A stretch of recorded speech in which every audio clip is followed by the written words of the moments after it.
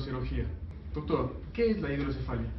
Bueno, la hidrocefalia conceptualmente se traduce como la dilatación del sistema ventricular cerebral, o sea, que es lo mismo que el aumento de volumen de los ventrículos cerebrales. ¿Cuáles son los tipos de hidrocefalia? Bueno, realmente en las clasificaciones de hidrocefalia hay varios tipos de clasificaciones. Para mencionar algunas, puedes mencionarlo en cuanto al momento de aparición, se pueden considerar en hidrocefalias congénitas o adquiridas. Las congénitas, como lo dice su nombre, son las que nacen con el paciente, o sea, es una malformación congénita, y las adquiridas pueden ser de múltiples causas que se traducen una vez que ocurre el nacimiento. En el transcurso de la vida pueden desarrollarse este tipo de hidrocefalia. También podemos hablar de la hidrocefalia en cuanto al momento en cuanto a hidrocefalias que son comunicantes o no comunicantes, que es otro tipo de clasificación. Las hidrocefalias comunicantes son hidrocefalias donde no existe un obstáculo en la circulación del líquido cefalorraquídeo, y las que son no comunicantes cuando hay un obstáculo en la circulación del líquido. Dentro de las más frecuentes tenemos las hidrocefalias producidas por tumores cerebrales, en este caso tumores que ocluyen la circulación del líquido, y la estenosis acueductal, que es otro tipo de afección que produce un estrechamiento en el acueducto de Silvio y consiguientemente una hidrocefalia. De otros tipos de clasificaciones podemos hablar en cuanto al número de ventrículos que se ven afectados en hidrocefalias monoventriculares, biventriculares y triventriculares, y en ocasiones en hidrocefalias que afectan los 4 ventrículos cerebrales, incluyendo el cuarto ventrículo. ¿Cuál es su frecuencia en nuestro medio? Bueno, habíamos hablado que la frecuencia en nuestro medio oscilaba aproximadamente de un 1,5 a un 2,5% de los pacientes, o sea, cada 1000 pacientes podían sufrir de hidrocefalia, en este caso hidrocefalias congénitas, y que aproximadamente por patología, ocurriendo en pacientes adultos, estaríamos hablando aproximadamente de un 10 a un 13% de incidencia de la hidrocefalia en edades que no son como tal congénitas, sino que ocurridas en el transcurso de la vida. Las causas de hidrocefalia. Bueno, dentro de las causas de hidrocefalia tenemos causas, como decía, malformaciones congénitas que se pueden ver dentro de las hidrocefalias congénitas que habíamos hablado anteriormente, y estas pueden ser asociadas a malformaciones como tenemos la estenosis acueductal, que es una malformación congénita que se produce por un estrechamiento, una estenosis del acueducto de Silvio. Estas se pueden asociar a otras malformaciones como es el mielomeningocele, la espina bífida, el Arnold-Chiari, que es una enfermedad también, y la siringomielia. O sea, son complejos malformativos que pueden aparecer como malformaciones congénitas y debutar como hidrocefalia. Dentro de otras causas podemos tener las causas adquiridas, y dentro de las adquiridas podemos tener las patologías tumorales, donde tenemos los tumores cerebrales, que pueden ser tanto que estén en la fosa posterior o sean supratentoriales, que van a ocluir de alguna manera por un obstáculo mecánico la circulación del líquido cefalorraquídeo. Ahora, dentro de otras causas de tumores podemos poner los tumores propios intraventriculares, entre los que tenemos los papilomas y los ependimomas, que son tumores que crecen dentro del ventrículo y se originan de los plexos coroides o del epéndimo que recubre las cavidades ventriculares, y estos tumores también van a producir obstrucción de la circulación de líquido y por supuesto la hidrocefalia secundaria. Dentro de otras causas de hidrocefalia vamos a tener también los trastornos parasitarios, donde la más frecuente en nuestro medio es la neurocisticercosis, que es una enfermedad parasitaria que afecta el cerebro del ser humano, y que esto produce alteraciones en la reabsorción del líquido cefalorraquídeo por una aracnoiditis que produce parasitaria y por consecuente una aparición de hidrocefalia. Dentro de otras causas tenemos las causas infecciosas o hemorrágicas. Es frecuente ver hidrocefalias también en pacientes que sufren meningoencefalitis en algún momento de su vida, generalmente en la infancia, o secundarias hemorragias intracraneales como es la hemorragia subaracnoidea, que también es una de las causas que la provoca. ¿Y cuáles son los síntomas más comunes en pacientes con hidrocefalia? Bueno, para hablar de los síntomas más comunes en la hidrocefalia, tenemos que circunscribirnos en la edad del paciente, ¿no? No es lo mismo los síntomas que puede presentar un paciente en edad pediátrica, o siendo un paciente que sea un neonato, un lactante, a un paciente, o en este caso un adulto. En el caso de los pacientes con hidrocefalias congénitas que se diagnostican en los primeros días de su vida, pues el síntoma fundamental es la aparición de un incremento del perímetro cefálico. O sea, la cabecita comienza a incrementar su volumen de una forma desproporcionada y este aumento de volumen nos hace pensar de que puede haber una de las causas, puede ser una hidrocefalia. Generalmente esto se puede diagnosticar tomando el perímetro cefálico y evidenciando también las características morfológicas en este caso de la cabeza, donde existe una desproporción craniofacial. Hay incremento de la vascularidad de la red vascular del epicraneal, en este caso que está en el cuero cabelludo, y el niño puede comenzar con trastornos como vómitos y otros trastornos que son típicos de esto. Ahora, en el paciente ya adulto, como la cavidad craneal es rígida, ya no hay suturas, ya no hay fontanelas como en el lactante, pues evidentemente se traduce con un síndrome de hipertensión endocraniana. Ahora, el síndrome de hipertensión endocraniana o aumento de la presión intracraneal se caracteriza, uno, por los vómitos en escopetazo o en proyectil, la aparición de una cefalea intensa y progresiva, y como síntoma importante del examen físico, la aparición de un edema de la papila o papiledema. Generalmente en el adulto se manifiesta de esta manera. Cabe señalar que existe una hidrocefalia que se denomina hidrocefalia normotensiva del adulto, que es un tipo de hidrocefalia donde las características clínicas o las manifestaciones clínicas no son iguales al resto de las hidrocefalias, y se manifiesta generalmente en un paciente senil, donde aparecen trastornos demenciales, trastornos esfinterianos y trastornos de la marcha o ataxia de la marcha. O sea, este sería un tipo de hidrocefalia que no sería o no cumpliría con los requisitos o con los criterios clínicos de las anteriores, y se denomina hidrocefalia normotensiva del adulto. ¿Qué sucede en un paciente adulto en su cerebro cuando tiene hidrocefalia? O sea, la hidrocefalia, como hablábamos anteriormente, no es más que el aumento de volumen de los ventrículos cerebrales.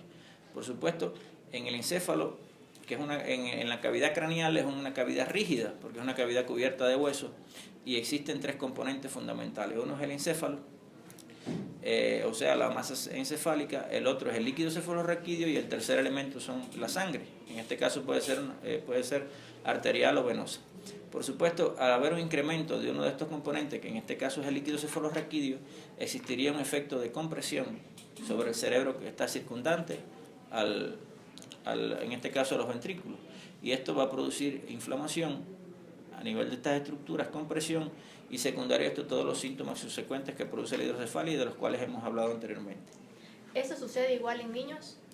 En el niño, como decía, como no es una cavidad rígida, el cráneo todavía tiene suturas que están todavía por el crecimiento óseo craneal, y además como tiene fontanela, pues en el niño se manifiesta con aumento del perímetro, con incremento de la presión de la fontanela anterior o fontanela posterior, donde se ve la fontanela que se encuentra bombada, que se encuentra tensa, y esto nos habla a favor de que el líquido está incrementado a nivel de los ventrículos cerebrales. ¿Cómo se diagnostica la hidrocefalia? Bueno, el diagnóstico de la hidrocefalia, creo que hemos hablado ya de estos temas en las anteriores preguntas. Tenemos un diagnóstico que es un diagnóstico que se hace el examen físico, un interrogatorio que se le hace en este caso a los padres o familiares sobre antecedentes que puedan haber ocurrido perinatales o en el periodo de gestación, donde nos hace pensar en diagnosticar las hidrocefalias en este caso, sean hidrocefalias congénitas o hidrocefalias adquiridas. Ahora, desde el punto de vista del diagnóstico, podemos hacerlo por el examen físico, el interrogatorio, y podemos hacerlo por exámenes complementarios. Dentro de los exámenes complementarios vamos a tener los exámenes imagenológicos, dentro de los cuales podemos realizar desde los más sencillos hasta los más complejos la radiografía de cráneo simple, que es un estudio que nos permite evidenciar, en este caso, las suturas, si están presentes o no las suturas, si están diastasadas, si hay un incremento de la presión dentro del cráneo que se traduce en posibles lesiones a nivel de la parte ósea.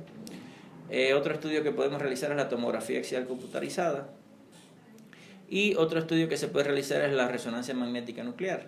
Estos son los tres estudios generalmente que se realizan en pacientes con hidrocefalia que nos permiten determinar el diagnóstico. ¿El tratamiento es exclusivamente quirúrgico? O sea, el tratamiento de la hidrocefalia es estrictamente un tratamiento quirúrgico. ¿Por qué? Porque la hidrocefalia congénita, una vez establecido el diagnóstico, pues la tendencia es a incrementarse, a haber una progresión del tamaño de los ventrículos. Generalmente la cirugía hay que hacerla de forma precoz en estos niños con hidrocefalias congénitas, porque de no hacerlo de esta manera puede haber trastornos neurológicos que no reviertan una vez realizada la cirugía. Dentro de las cirugías que se pueden realizar en la hidrocefalia hay múltiples. O sea, de forma general las derivaciones que se pueden realizar de los ventrículos a otra cavidad, la más frecuente es la derivación ventrículo-peritoneal, que es una derivación que se realiza de los ventrículos cerebrales hasta el peritoneo. Hasta ahora todos los estudios que se han realizado y las estadísticas de pacientes operados, pues esta es una cavidad donde tiene buenos resultados porque hay una buena reabsorción de este líquido cefalorraquídeo y las posibilidades de complicaciones posteriores son menores. Otros tipos de tratamiento que se pueden realizar, además de las derivaciones del líquido a otra cavidad, sería la tercer ventriculostomía endoscópica, que no es más que establecer una comunicación entre el tercer ventrículo y las cisternas de la base para hacer que el líquido circule libremente sin tener necesidad de utilizar una válvula o un cuerpo extraño en este caso, porque los sistemas derivativos son, a pesar que están construidos con materiales biocompatibles, son cuerpos extraños que puede haber complicaciones también en estos pacientes. Ahora, la tercer ventriculostomía endoscópica se realiza cuando es una hidrocefalia obstructiva y que la obstrucción está a nivel del tercer ventrículo o en este caso a nivel del acueducto de Silvio. Y esto va a permitir la comunicación, como decía anteriormente, de este líquido y no va a haber necesidad de realizar una intervención colocando una válvula. Lo otro es que en ocasiones estas hidrocefalias son secundarias. Secundaria quiere decir que la hidrocefalia se manifiesta inicialmente, pero la causa que lo produce es una causa tumoral. Generalmente en algunos pacientes primero se decide operar la hidrocefalia, se le coloca la válvula y posteriormente se opera el tumor o en este caso el proceso ocupativo que está produciendo la obstrucción en la circulación de líquido. ¿Es curable o al menos es controlable? La hidrocefalia, bueno, digamos que es controlable, ¿no? Totalmente curable no podríamos hablar porque primero tendríamos que ver que los pacientes derivados o operados de hidrocefalia suelen hacer complicaciones, a veces muy frecuentes e incluso que llevan al traste con la vida. Puede haber pacientes que fallecen por complicaciones de la válvula, ya sea por infecciones, por disfunciones de los sistemas derivativos, los cuales hay que revisar y cambiar con frecuencia, y esto trae consigo de que el paciente puede incluso hasta fallecer en estos procedimientos. Y todo depende, digamos, de la causa que produce la hidrocefalia. Cuando las causas son tumorales y logramos hacer una resección de la lesión posterior a la hidrocefalia, se habla incluso de criterios de que pueda curar, porque cuando quitamos la causa que produce la hidrocefalia, pues estamos hablando de que esto se restablecería la circulación de líquido y por consiguiente no necesitaría una válvula para poder controlar sus trastornos en la dinámica del líquido cefalorraquídeo. ¿A qué complicaciones conlleva la hidrocefalia? Bueno, como mencionaba, la hidrocefalia puede tener múltiples complicaciones. Dentro de las más frecuentes podemos tener primero las obstrucciones de los sistemas derivativos, que habíamos hablado que no es más que el sistema de derivación ventrículo peritoneal o en este caso el sistema de derivación que va del ventrículo a otra cavidad se obstruye. Y al obstruirse, pues esto conlleva que haya que llevar al paciente al quirófano a hacer una revisión del sistema o tal vez hacer un cambio del sistema valvular. Esto es una de las principales complicaciones. En segundo lugar, las complicaciones infecciosas, que son muy frecuentes, teniendo en cuenta que estas revisiones que se pueden realizar puede haber una contaminación secundaria del catéter en algunos de su localización y esto provocar una infección del sistema nervioso central, una meningoencefalitis o una ventriculitis, teniendo en cuenta de que el sistema derivativo se encuentra en relación con el líquido cefalorraquídeo, pero también con el cerebro y sus envolturas, en este caso las meninges. Y otra complicación que puede suceder son las hemorragias intraventriculares o hemorragias en el trayecto donde está la derivación, debido a que una vez que para implantar la derivación hay que hacer una punción de los ventrículos, y al hacer este procedimiento puede haber un sangrado a nivel del parénquima por donde atravesamos para la punción o dentro del sistema ventricular. ¿Existe algún tipo de prevención para la hidrocefalia? Bueno, como tal creo que esto es un poco general, ¿no? Yo creo que la hidrocefalia, una vez que está establecida como patología, como enfermedad, tal vez no haya cuidados para evitarla, ¿no? Simplemente yo creo que estaría encaminado a hacer la profilaxis, en este caso en la mujer cuando está en la gestación o cuando sale embarazada, que se hagan todos los controles prenatales, que se hagan todo el seguimiento que debe hacerse en estos pacientes, que se hagan estudios de los padres para evitar malformaciones congénitas en este caso y por supuesto evitar precisamente de que pueda en este caso concebirse un embarazo con su producto que tenga una de estas patologías. En ocasiones pues una vez que esto ocurre tenemos que tratarle, ¿no? Pero no creo que exista una manera como digamos evitarla haciendo algún tipo de cuidados, ¿no? Que estén fuera del tratamiento quirúrgico que lleva este tipo de enfermedad. Lo otro que aquí es importante y que sí vale recalcar es el tema de que estamos en una zona endémica de cisticercosis.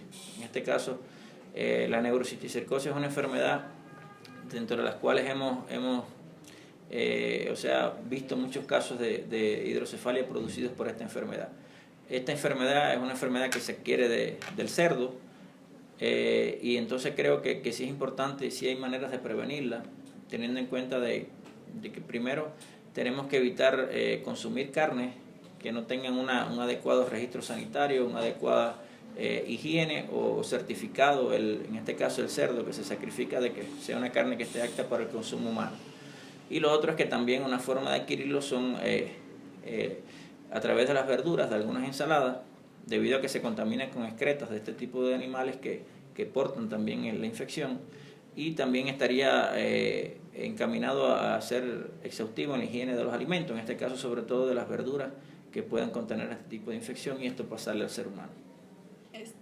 ¿Cuáles son los cuidados que debe recibir una persona con hidrocefalia que está siendo tratada con un sistema de derivación? Bueno, los sistemas derivativos, como hablaba, son sistemas que van desde los ventrículos hasta, en este caso, el peritoneo, ¿no? Que son las más frecuentes que se colocan. Y esto va por debajo de la piel, o sea, lleva un trayecto donde él va cubierto.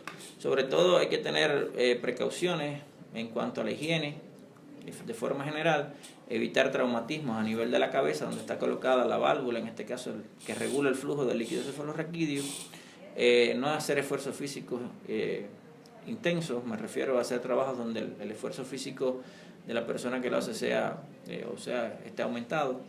Y lo otro es evitar la exposición prolongada al sol, en este caso cuando tienes un sistema derivativo que está expuesto o que está subcutáneo y puede producir algún tipo de irritación local con este tipo con irradiación, en este caso solar, ¿no? Con los rayos solares.